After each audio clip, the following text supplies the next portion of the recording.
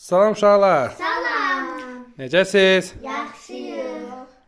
Başlayaq oyunumuza. Kim çox üfürdü, kim nə qədər uzaqda olan şamı söndürsə, onun hədiyyəsini qazanacaq. Fərhad, başla sən. Ciddi. Afərin. Fərhad M&M's qazandı. İndi Ömər üfürür. Ömər, başla. Sen yine bir şeye gittin. Eyni şeyi sən albeyni götürürsən, Fərhad. Ömər. İndi Elinin növbəsidir. Elin, indi sənin növbəndir. Üfür görək. Ben çok korkuyorum. Soku. Soku Elin, soku.